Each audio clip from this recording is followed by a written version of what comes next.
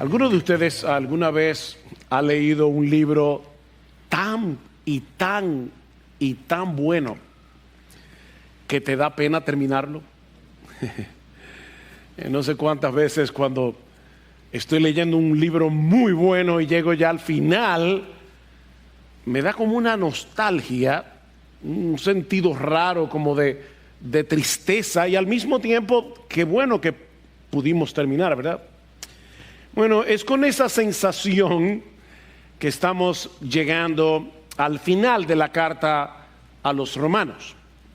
A partir de Romanos 15:14, Pablo está comenzando a aterrizar el avión. Pablo está comenzando a concluir, tomando el tema o retomando el tema con el que había iniciado la carta. Yo sé que ustedes no van a recordar ahora todo lo que vimos cuando estudiamos el capítulo 1, pero muchos de ustedes conocen bastante bien la carta a los Romanos y saben que el apóstol Pablo comienza su carta hablando de su ministerio apostólico, hablando de su deseo de visitar a Roma. En el capítulo 15 él va a ampliar un poco más acerca de sus planes misioneros, su deseo de llegar a España, su deseo de que los hermanos en Roma se involucren en ese proyecto. Bueno, Pablo está retomando todos estos temas ahora que va a concluir su carta. Pero cuidado para que no nos malentendamos. El hecho de que Pablo esté concluyendo no quiere decir que ahora podemos relajarnos y apagar el receptor. Porque, mis hermanos, esta conclusión es increíblemente rica. Esta conclusión es sorprendentemente edificante. Y aquí encontramos un cuadro de lo que toda iglesia debería hacer en la conclusión de Pablo. En esta sección final de la carta, Pablo nos muestra cómo Cristo está edificando su iglesia a través de sus líderes, pero al mismo tiempo a través de sus miembros. Aunque Pablo poseía una autoridad apostólica que ningún pastor posee, su ministerio de enseñanza y de edificación es similar al de cualquier pastor de cualquier iglesia. Por eso lo que Pablo va a decir aquí acerca de su ministerio se puede aplicar perfectamente a todos nosotros de algún modo u otro. De hecho, es interesante notar que Pablo no se veía a sí mismo como a alguien que pertenecía a una especie de casta superior por el hecho de ser un apóstol. No, Pablo se veía a sí mismo como un miembro más de la familia de la fe. Noten cómo él comienza el versículo 14. En cuanto a vosotros, hermanos míos, versículo 15. Pero os he escrito con atrevimiento sobre algunas cosas para así hacer que las recordéis por la gracia que me fue dada. Y luego una vez más Pablo les llama a estos creyentes mis hermanos. Mis hermanos. Pablo era un apóstol, pero era también un hermano en Cristo. Y era un pastor interesado en equipar a los creyentes para que todos juntos llevemos a cabo la obra del ministerio, como veremos en un momento.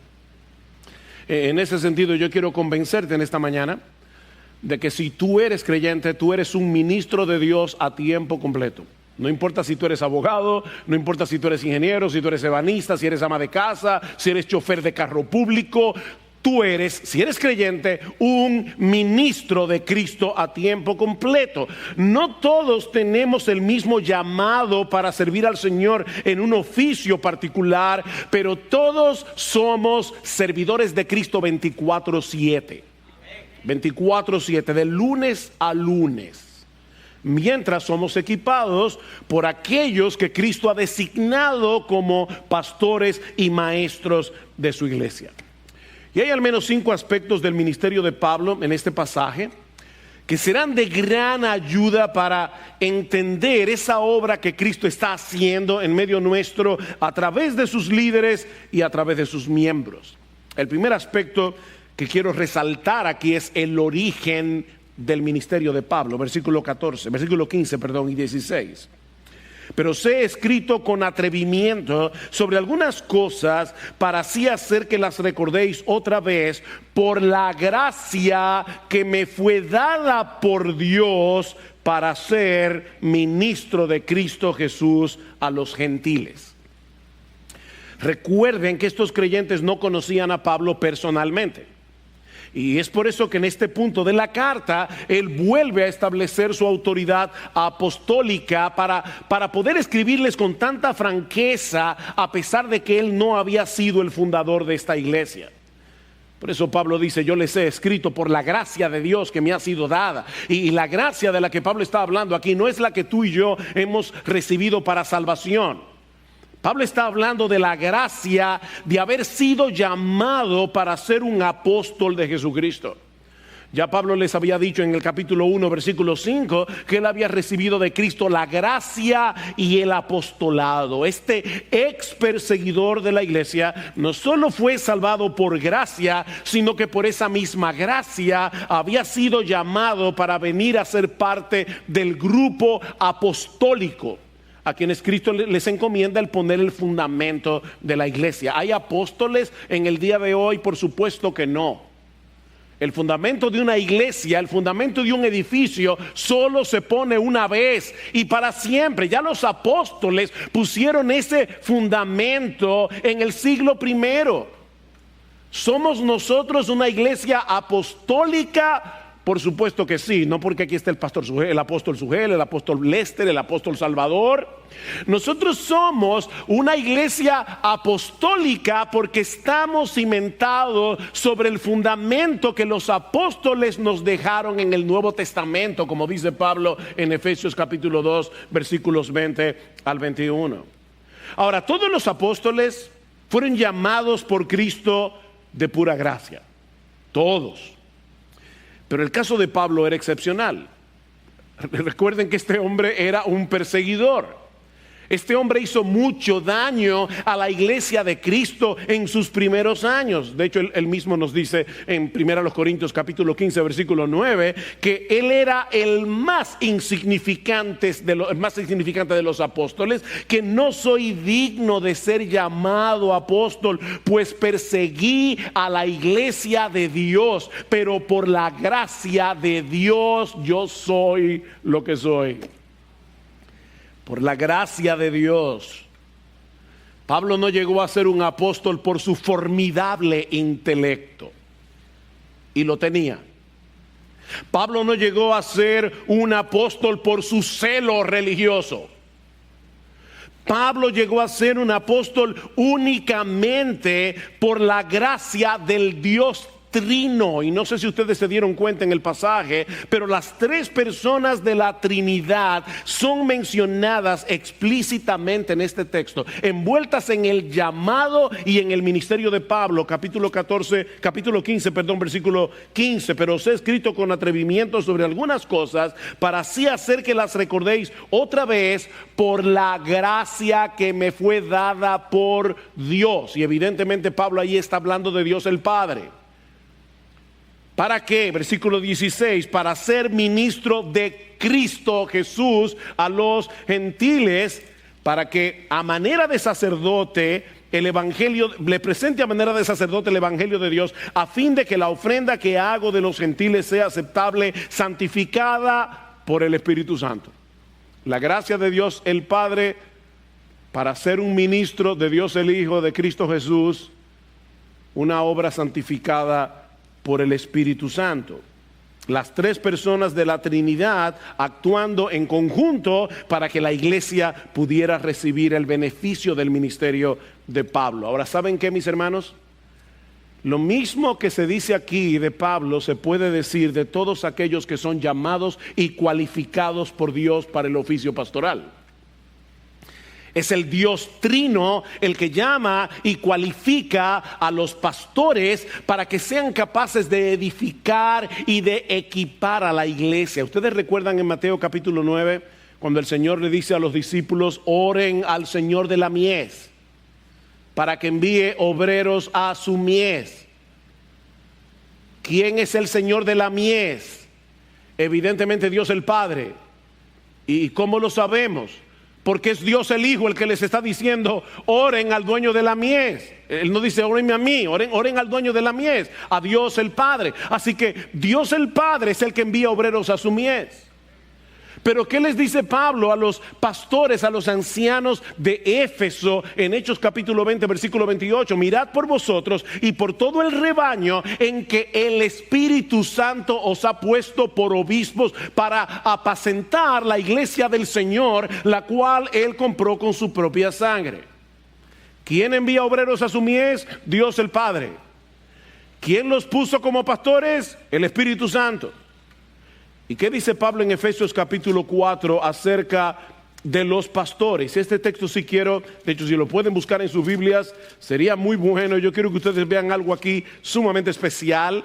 Pablo está hablando aquí de la edificación de la iglesia y dice en el versículo 7 del capítulo 4 de Efesios: pero a cada uno de nosotros se nos ha concedido la gracia conforme a la medida del don de Cristo. Y ahora Pablo va a citar el Salmo 69. Por tanto dice: cuando ascendió a lo alto, llevó cautiva una hueste de cautivos y dio dones a los hombres. Y algunos pueden pensar, esto suena un poco extraño.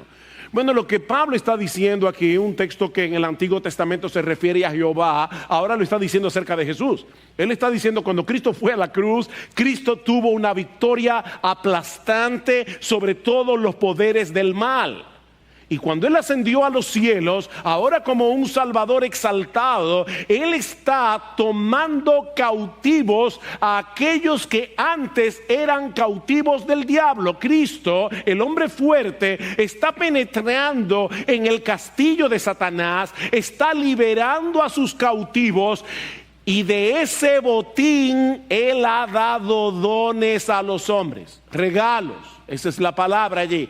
Cristo, de esos cautivos que Él libertó para que sean sus cautivos, para que sean sus siervos, ahora Cristo reparte el botín entre los suyos. ¿Y cuál es ese botín? Versículo 10. El que descendió es también el mismo que ascendió mucho más arriba de todos los cielos para poder llenarlo todo. Y Él dio a algunos el ser apóstoles, a otros profetas, a otros evangelistas, a otros pastores y maestros. Ese es el botín que Cristo está repartiendo entre su pueblo. ¿Para qué? A fin de capacitar a los santos para la obra del ministerio, para la edificación del cuerpo de Cristo. ¿Qué tenemos en Mateo 9? A Dios el Padre. ¿Qué tenemos en Hechos 20? Al Espíritu Santo dando pastores. ¿Qué tenemos en Efesios 4? A Cristo dando dones a su iglesia, entre los cuales están los pastores y maestros. Mis hermanos, los pastores no son celebridades que deben ser reverenciadas. En estos días me dio náuseas, algo que me envió una hermana, porque habíamos estado bromeando con el hecho de que en algunas iglesias hay lo que se llama escuderos de Dios. Yo ni sabía eso, me enteré por esa hermana. Pero en realidad Dios no necesita escuderos, ¿verdad? Son escuderos de los pastores. Y el trabajo de esa gente, ellos son como, ustedes han visto la gente de las orquestas que cargan la tumbadora, los instrumentos. Bueno, ellos son como el manboy de los pastores. Ellos están ahí para cargarle su Biblia, ellos están ahí para que la gente les rinda pleitesía. Ese es el trabajo de los escuderos. De verdad, hermanos, cuando yo leí eso me dio deseos de vomitar. Los pastores no son celebridades. Son siervos, pecadores salvados por gracia. Pero a esos pecadores que merecen el infierno, salvados de pura gracia, Dios los llamó y los capacitó para hacerle bien a su iglesia. Es por eso que Pablo dice en 1 Tesalonicenses capítulo 5: pero os rogamos, hermanos, que reconozcáis a los que con diligencia trabajan entre vosotros y os dirigen en el Señor y os instruyen, y que los tengáis en muy alta estima con amor por causa de su trabajo. No son celebridades, pero no menosprecien a sus pastores. Son regalos del Dios Trino. El Dios Trino los llamó y los capacitó para que edifiquen a su iglesia en su nombre. Pero Pablo nos muestra también en este pasaje no solamente cuál era el origen de su ministerio, la gracia del Dios Trino, sino también cuál era la meta de su ministerio. Vean una vez más Romanos 15, versículo 15. Pero os he escrito con atrevimiento sobre algunas cosas para así hacer que las recordéis otra vez por la gracia que me fue dada por Dios para ser ministro de Cristo Jesús a los gentiles, es decir, a todo el mundo fuera de Israel, ministrando a manera de sacerdote. Yo sé que la Reina Valera no lo traduce de esa forma, pero es la traducción correcta de la palabra liturgo aquí. Ministrando a manera de sacerdote el evangelio de Dios, a fin de que la ofrenda que hago de los gentiles sea aceptada, santificada por el Espíritu Santo. El ministerio de Pablo estaba dirigido de manera particular al mundo gentil. Este ex perseguidor de la iglesia israelita de nacimiento fue escogido por el Señor Jesucristo para llevar a cabo el cumplimiento de la promesa que Dios le había dado a Abraham en Génesis capítulo 12. Y serán benditas en ti todas las familias de la tierra. Piensen en eso, hermanos. Unos 2000 años antes de que Pablo naciera, Dios le hizo una promesa a Abraham que nos incluía a nosotros, los gentiles. Y luego tomó a Pablo, porque Dios no olvida sus promesas. Luego tomó a Pablo cuando estaba dedicado por entero a perseguir a la iglesia, para convertirlo en un instrumento en sus manos para llevar el evangelio al mundo gentil. Y aquí estamos nosotros en República Dominicana, 2000 años después, estudiando el tratado del evangelio que Pablo escribió a una iglesia del primer siglo que se encontraba en Roma. Ven, el ministerio de Pablo a los gentiles se ha extendido por medio de sus cartas a través de los siglos. Déjame hacerte una pregunta. ¿Alguna vez tú habías pensado en el hecho de que Cristo se le apareció a Pablo en su camino a Damasco por amor a nosotros los gentiles?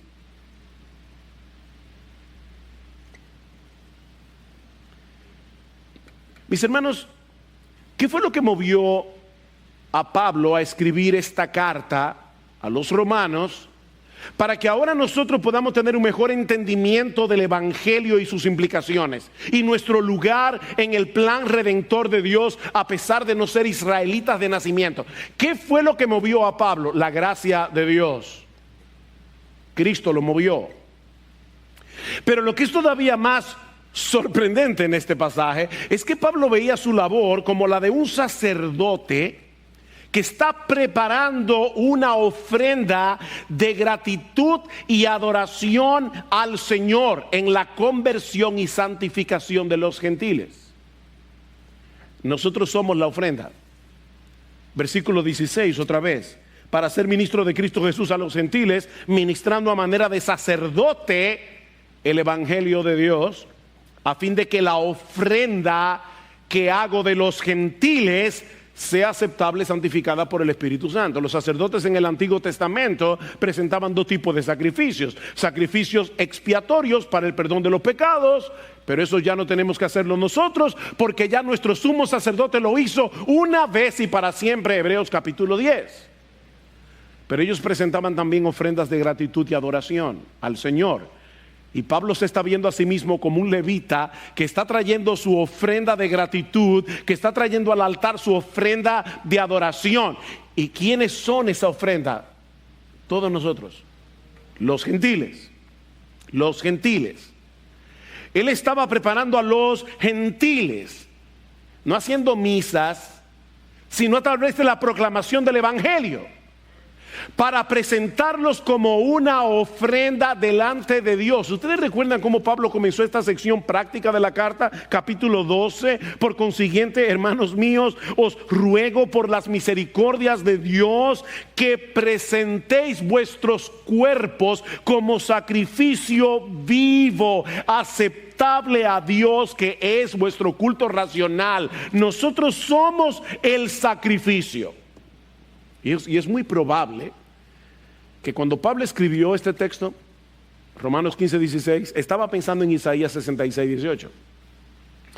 Escuchen lo que dice el profeta en el capítulo 66.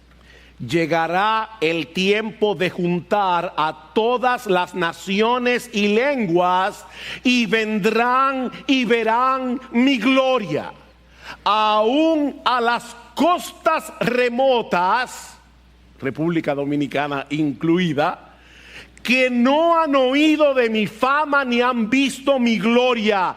Y ellos anunciarán mi gloria entre las naciones. Entonces traerán a todos vuestros hermanos de todas las naciones como ofrenda al Señor. ¿Ven?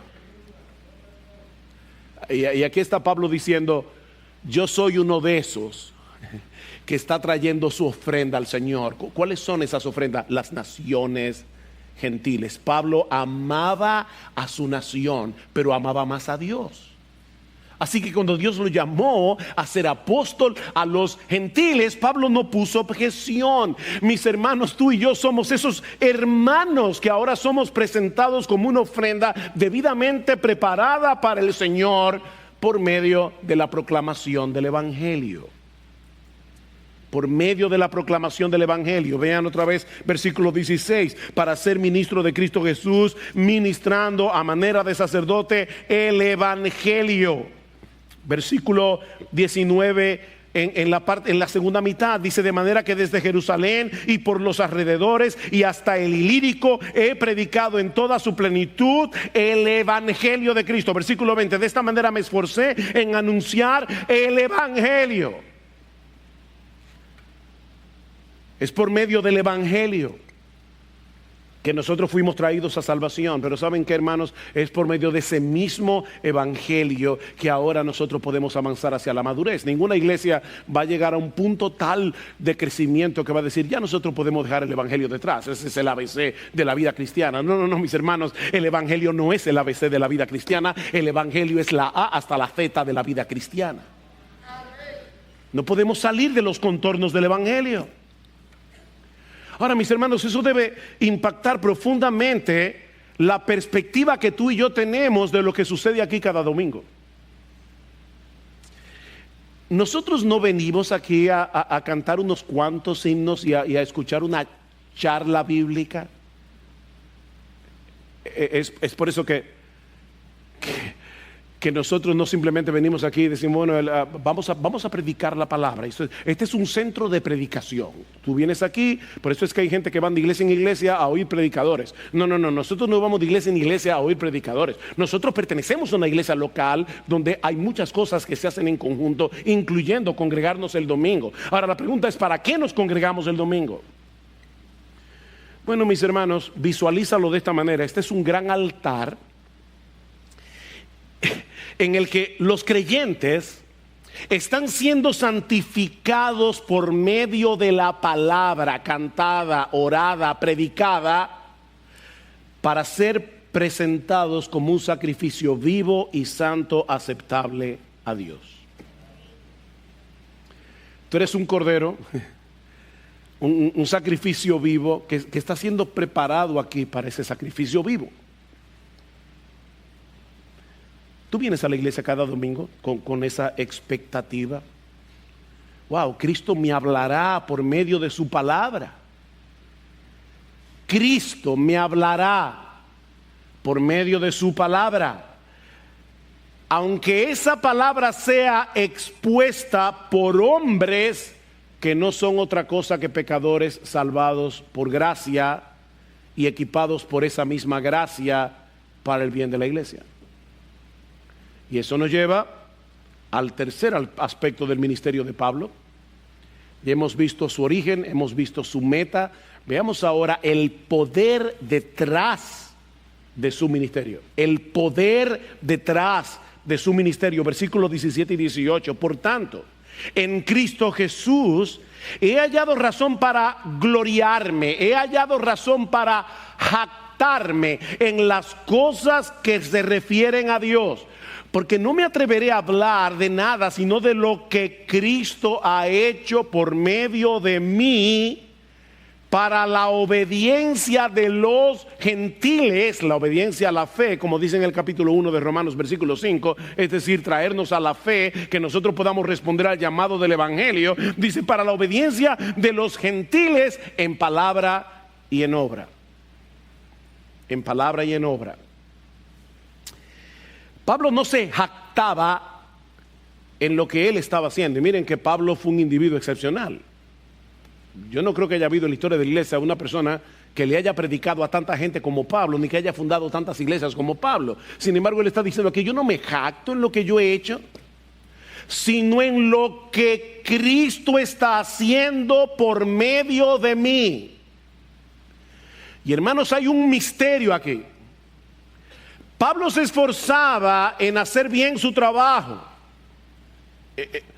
Él debía hacer lo que él tenía que hacer. Por eso dice al final del versículo 18, en palabra y en obra. En palabra y en obra. ¿Quién había pronunciado esas palabras? ¿Quién había hecho esas obras? Pablo. De hecho, escuchen lo que sigue diciendo en el versículo 19. Con el poder de señales y prodigios, en el poder del Espíritu de Dios, de manera que desde Jerusalén y por los alrededores hasta Ilírico he predicado. ¿Quién? Pablo, en toda su plenitud el Evangelio de Cristo. De esta manera me esforcé. ¿Quién? Pablo, en anunciar el Evangelio. Pero la predicación y las obras de Pablo habrían sido completamente inútiles a no ser por el hecho de que Cristo estaba haciendo su obra por medio de su obra. Él estaba haciendo su obra por medio de la obra de Pablo. Mis hermanos, yo sé que te parece extraño esto, pero es Cristo el que obra por medio de nuestro obrar. Tú estás aconsejando a un hermano que está deprimido, que está abatido, que está temeroso, que está luchando con una tentación, y tú tomas la palabra y le ministras la palabra. Lo que tú no te estás dando cuenta, y claro que no te vas a dar cuenta, es que Jesús le está ministrando a ese hermano por medio de ti. Sorprendente, ¿verdad? Y lo grande es que cuando lleguemos al cielo, Él nos va a dar una corona por lo que hicimos. Ahora, ¿qué vamos a hacer nosotros? Vamos a tirar nuestra corona a sus pies, porque en cierto modo es un reconocimiento de Señor, en realidad eres tú el que mereces toda la gloria, toda la alabanza por lo que yo pude hacer. De hecho, es por eso que el versículo 17 comienza con un por tanto. Cuando ustedes ven un por tanto en la Biblia, quiere decir que va a continuar lo que dice anteriormente. ¿Y qué dice Pablo anteriormente? Otra vez, para ser ministro de Cristo Jesús a los gentiles, ministrando a manera de sacerdote el Evangelio de Dios, a fin de que la ofrenda que hago de los gentiles sea aceptable, santificada por el Espíritu Santo. Increíble, ¿cómo veían los judíos a los gentiles? Como inmundos. Y ahora Pablo está diciendo, yo estoy tomando a los gentiles por medio del Evangelio, y el Espíritu Santo está tomando a estas personas que ustedes ven como inmundas y las está santificando. Y como bien ha dicho alguien, eso significa que el Espíritu Santo es la causa decisiva en la preparación de un pueblo santo para el Señor. Y me encantó esta última frase, dice este autor: el Señor está preparando un pueblo para el Señor, por medio de ti y de mí. El Señor está preparando un pueblo para el Señor. Nosotros predicamos el Evangelio, pero es el Espíritu Santo el que abre los ojos de los ciegos para que entiendan el mensaje, se arrepientan y vengan a Cristo y crean solamente en Él.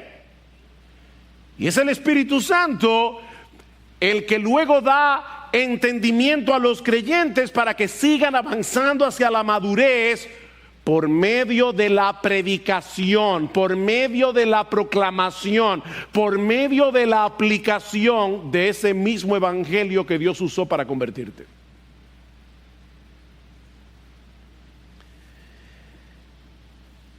Insisto, esto es un misterio, pero mis hermanos, es Dios el que hace la obra mientras nosotros obramos.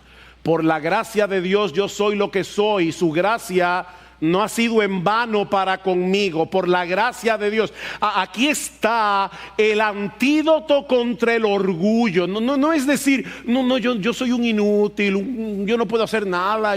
No, tú tienes dones, tienes talentos que Dios te dio. Úsalos y hazle bien al pueblo de Dios por medio de esos dones. Pero cuando alguien venga a ti y te diga, wow, gracias, me ministraste, me ayudaste, entonces dite a ti mismo, por la gracia de Dios yo soy lo que soy, y su gracia no ha sido en vano para conmigo.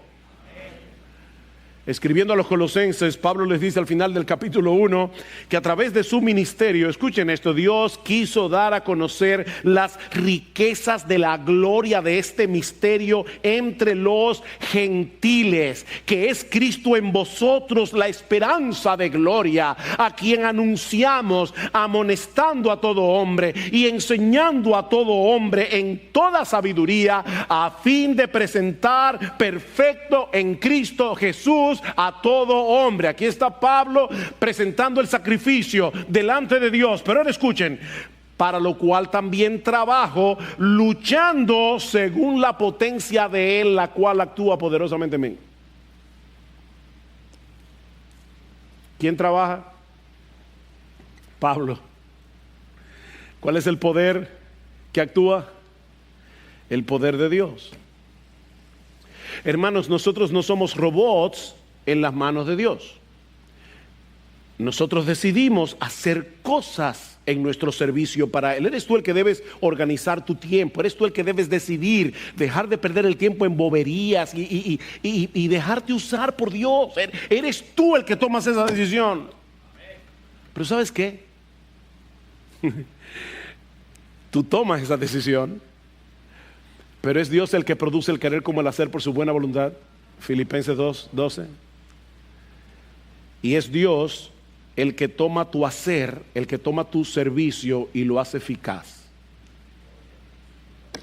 ¿Quién entiende eso? Bueno, yo no creo que de este lado de la eternidad vamos a entenderlo. Pero mientras tanto, mi hermano amado, mi hermana amada, haz lo que tú tengas que hacer. Y deja que Dios obre. De hecho, me llamó la atención, no había visto esto honestamente hasta que alguien me lo hizo ver, pero noten lo que dice Pablo en el versículo 15. Pero os he escrito con atrevimiento, yo he escrito una carta con atrevimiento sobre algunas cosas para así hacer que las recordéis otra vez por la gracia de Dios que me fue dada por Dios. ¿Quién escribió la carta? Pablo. ¿Quién decidió escribirla? Pablo. Por la gracia de Dios que le fue dada. La gracia de Dios actuando en él produjo el querer como el hacer para que él escribiera la carta a los romanos, y hoy todos nosotros podamos estar beneficiándonos de esa carta. Aleluya. Qué cosa más increíble. Ahora, mis hermanos, esto debe ser un gran aliento para todos nosotros, porque si bien es cierto que Pablo era un hombre extraordinario en muchos sentidos, él no se gloriaba en ninguno de sus talentos naturales. Pablo tenía un intelecto formidable, pero él no se gloriaba en eso. De hecho, en Filipenses 3, ustedes recuerdan lo que dice de su pedigrí: lo tengo por basura. Todo eso que yo adquirí como un buen israelita, yo lo tengo por basura, para gloriarme únicamente en Jesucristo. Si él no se gloriaba en ninguno de sus talentos, en ninguno de sus dones, porque él sabía que no sirven para nada sin la gracia de Dios. Ahora, ¿saben lo que eso significa? Y aquí está la nota de aliento. que es por esa misma gracia que todo creyente es útil en el reino de Dios, aunque no tenga los talentos ni los dones extraordinarios que Pablo tenía. No necesitamos ser un Pablo para que Dios nos use. Pablo les recuerda a los corintios que a lo necio del mundo escogió Dios para avergonzar a los sabios, y lo débil del mundo escogió Dios para avergonzar a lo fuerte, y lo vil del mundo y lo menospreciado escogió Dios, y lo que no es, para deshacer lo que es, a fin de que nadie se jacte en su presencia.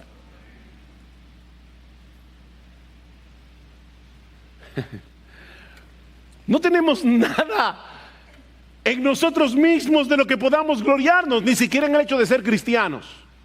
Pablo sigue diciendo en 1 Corintios: mas por Él, por Dios el Padre, estáis vosotros en Cristo Jesús, el cual nos ha sido hecho por Dios sabiduría, justificación, santificación y redención. ¿Saben para qué? Para que, como está escrito, el que se gloría, gloríese en el Señor.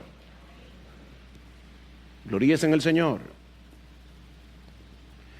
Nadie es demasiado dotado como para jactarse de lo que tiene y de lo que hace. Pero nadie es demasiado pequeño como para no ser usado por la poderosa mano de Dios para hacer grandes cosas en su nombre. Mira, déjame decirte algo: las murallas de Jericó pueden ser derribadas solo si tú gritas en el nombre de Dios. No temas, gusano de Jacob. Wow, qué alentador. No temas, gusano de Jacob, porque un gusano en las manos mías puede trillar montes y allanarlos. Tú eres un gusano, yo también, pero un gusano en las manos de Dios. Hasta aquí hemos visto el origen de su ministerio, su meta, el poder que actuaba detrás mientras Pablo ministraba. Veamos ahora, en cuarto lugar, el alcance de su ministerio. El alcance de su ministerio, versículo 19. Con el poder de señales y prodigios, lo que Pablo está diciendo aquí es básicamente, esta frase solo se usa 2 veces más en el Nuevo Testamento por el mismo Pablo: poderes y prodigios, señales y prodigios. La señal es lo que hace que un milagro se convierta en una evidencia de algo. En este caso, en una evidencia del ministerio apostólico de Pablo.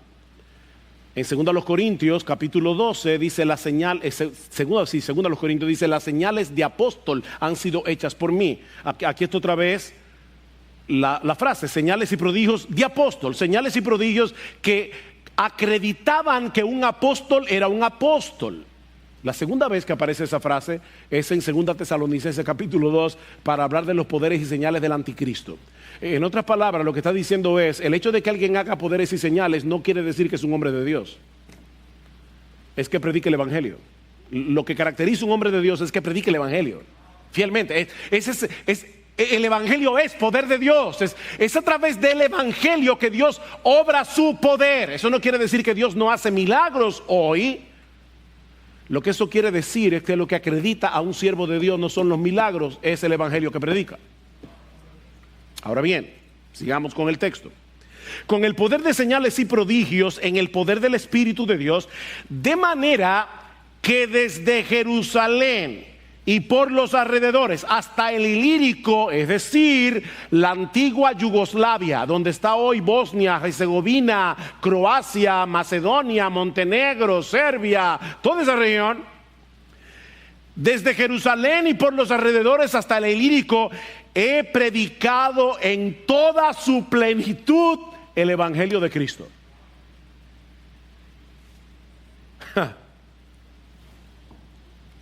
Miren, mis hermanos, de Jerusalén hasta el Ilírico, hasta Yugoslavia, hay unos 2000 kilómetros en línea recta.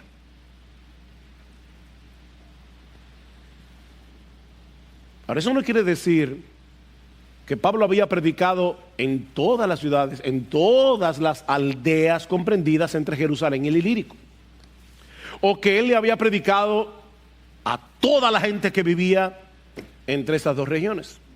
¿En qué sentido entonces Pablo les dice a ellos que él había predicado el evangelio en toda su plenitud, o como dice la Reina Valera del 60, que todo lo había llenado con el evangelio? Que en muchas de las grandes ciudades, Pablo usualmente iba a las grandes ciudades, comprendidas entre esas dos regiones, él y su equipo misionero, no solamente Pablo en persona, a veces Pablo enviaba a alguien, no lo hacía él, era su equipo. Él y su equipo misionero habían predicado el evangelio y habían fundado iglesias. Eso es lo que Pablo está diciendo. Mis hermanos, nuestra responsabilidad no es convertir a la gente. Nuestra responsabilidad, óiganme bien, porque oigo muchas voces hablando de este tema, no es transformar la cultura. Esa no es nuestra responsabilidad. Esas regiones seguían siendo paganas. Pero Pablo dice que él había llenado todo eso con el evangelio. Él había hecho lo que Cristo le había llamado a hacer. No me malentiendan. Yo no estoy diciendo que el evangelio no posea la potencialidad para transformar las culturas. Solo tenemos que leer la historia para ver eso en acción. Lo que yo estoy diciendo es que nuestro llamado es predicar el evangelio y establecer iglesias, sin descuidar al mismo tiempo las iglesias que ya están establecidas. Eso es lo que nosotros vemos en el ministerio de Pablo.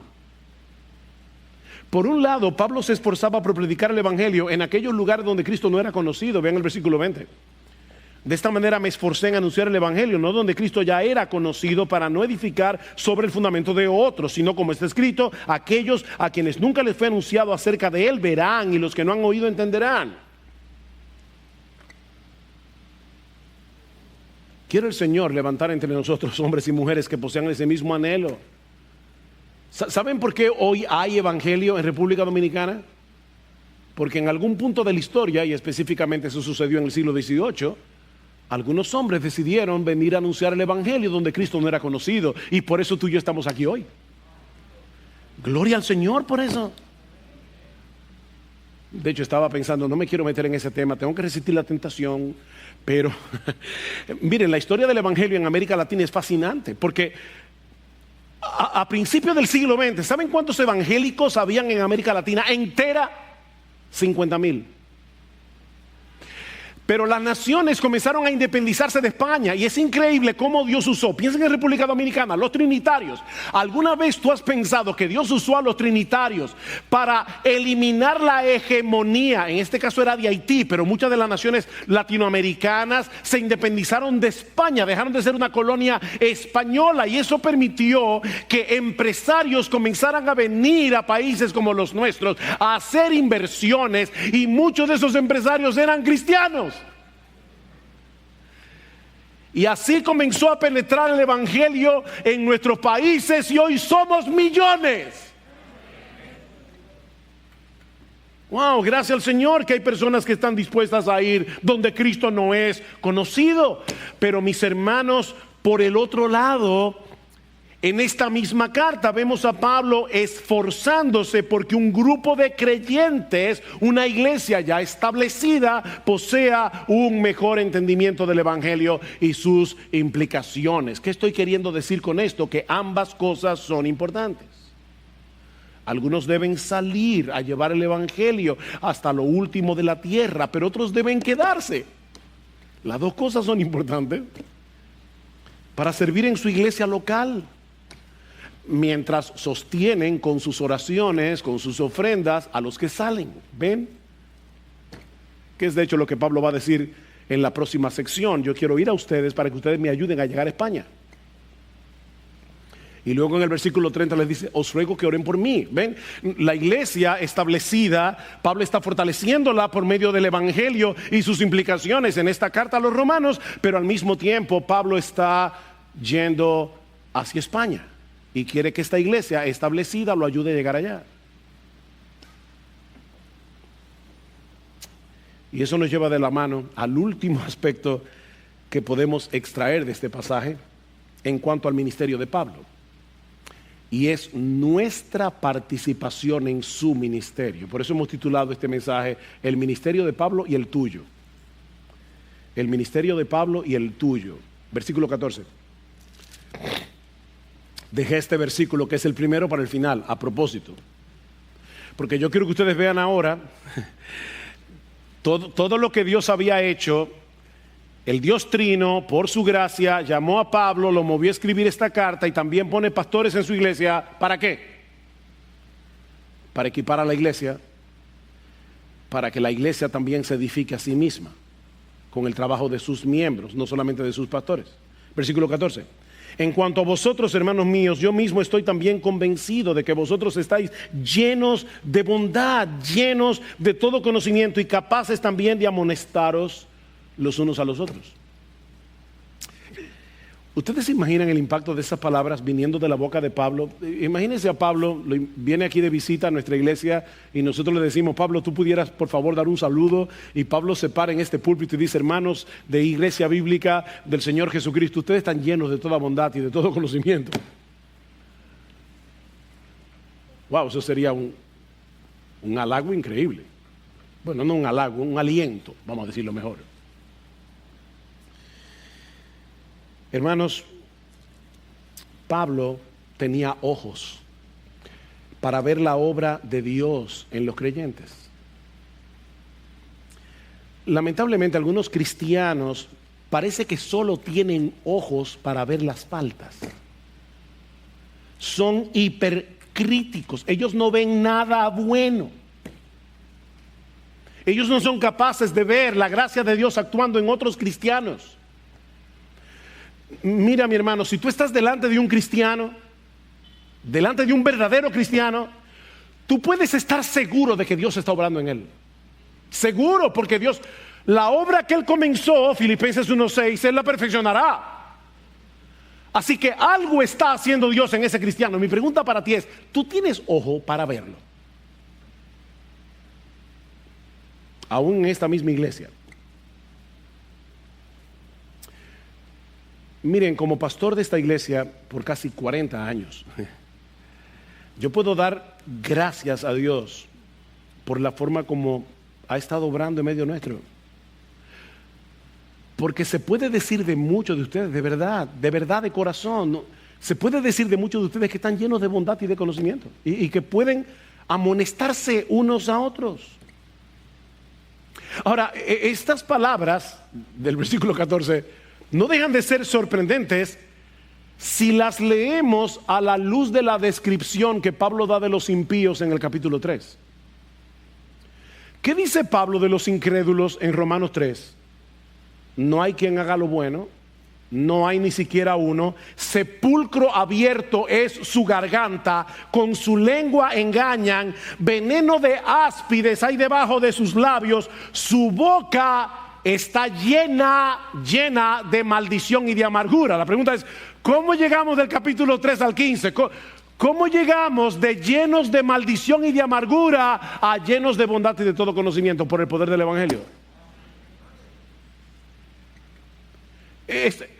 Estos creyentes de Roma encajaban en la descripción de Romanos 3 cuando no conocían a Jesús. Pero ahora están llenos de bondad. Llenos de bondad. Esa palabra abarca la idea de rectitud, pero también de dulzura y generosidad. Llenos de bondad. Probablemente todos nosotros nos hemos topado con personas que dicen ser cristianas, que pueden expresar con precisión todos los artículos de su fe, pero carecen de ternura, carecen de misericordia.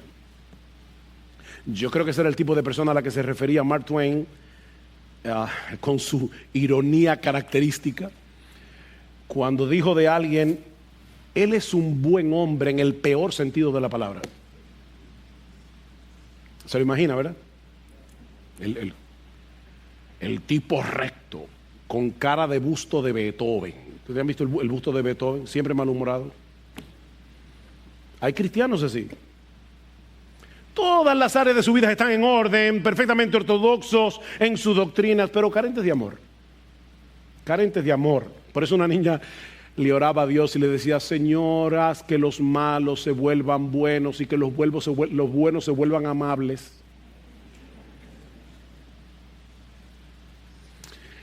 Estos creyentes de Roma estaban llenos de bondad, pero también estaban llenos de conocimiento.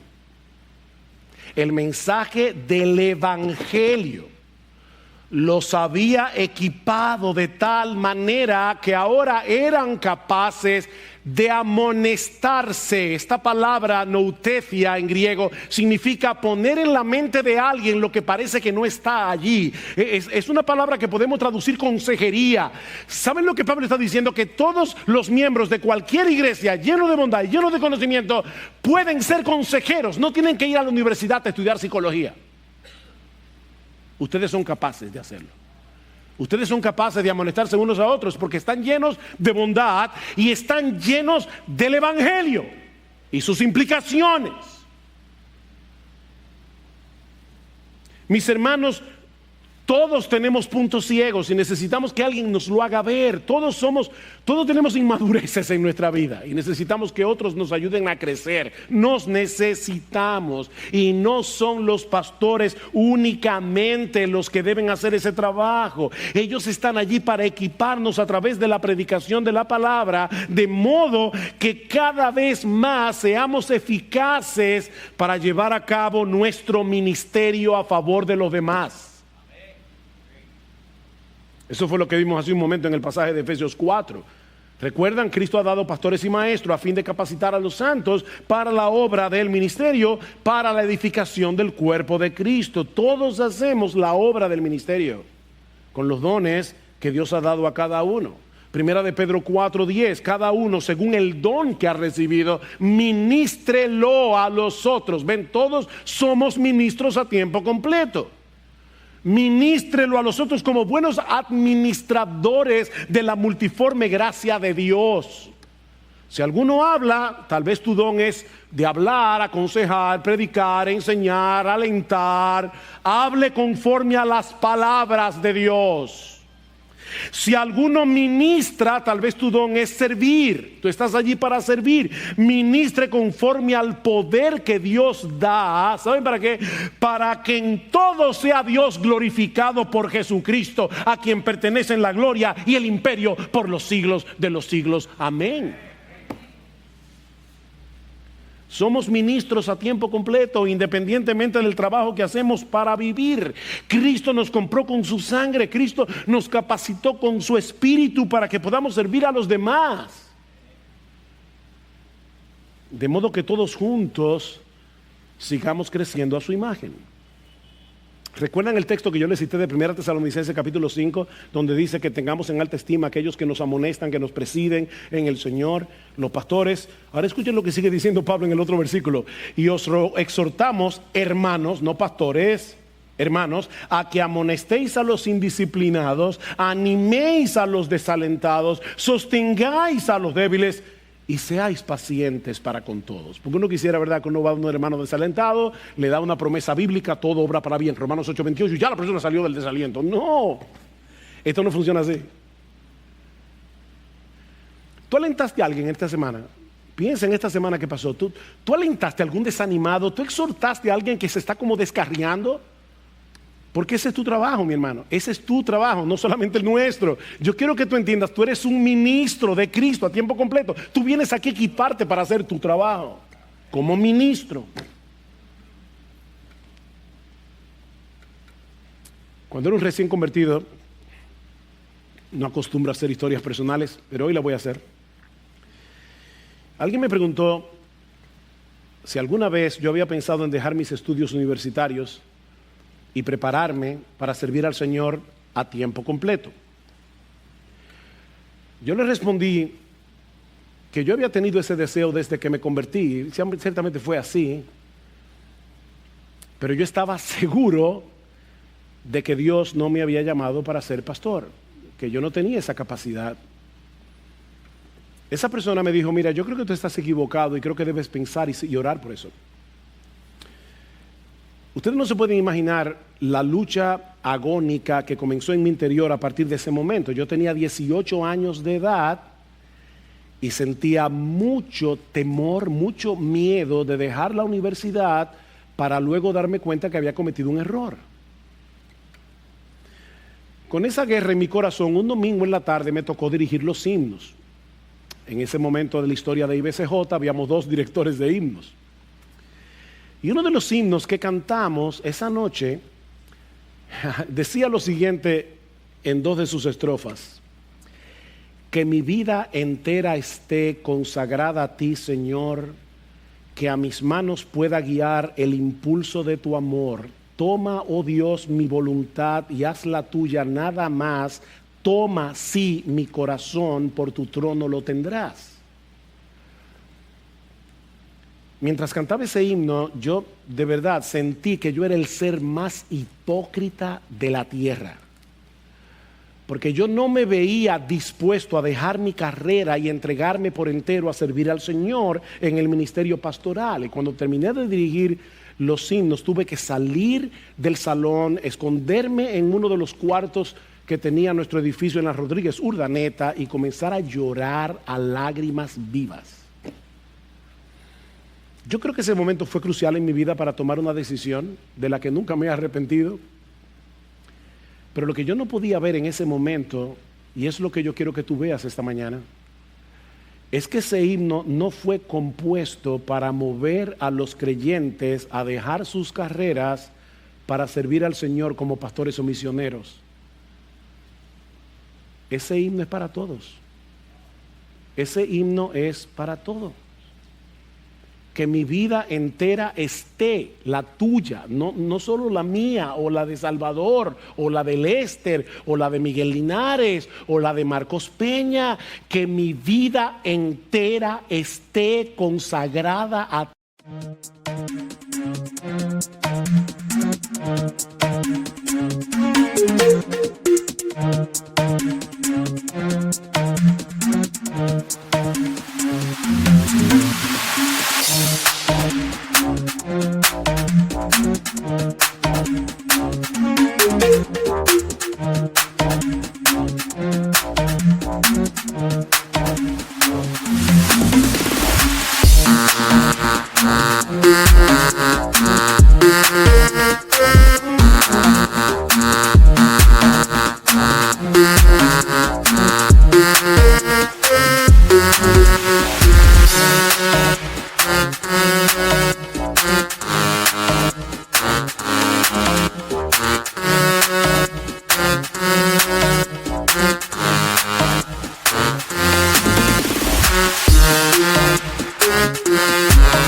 Señor, que a mis manos pueda guiar el impulso de tu amor. El amor de Cristo nos constriñe pensando esto, que si Él murió por todos, luego todos morimos.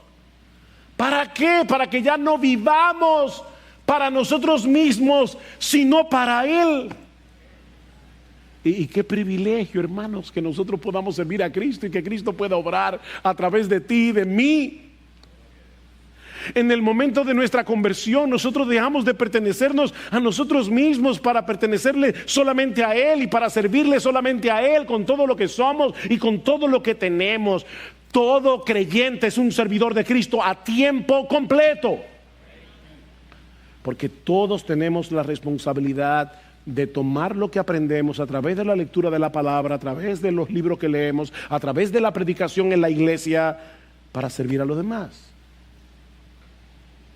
Si quiere el Señor levantar un ejército de hombres y mujeres que estén dispuestos a servir a Cristo en el oficio pastoral, o que estén dispuestos a dejar su zona de comodidad y llevar el evangelio hasta lo último de la tierra. Nosotros necesitamos hombres y mujeres así.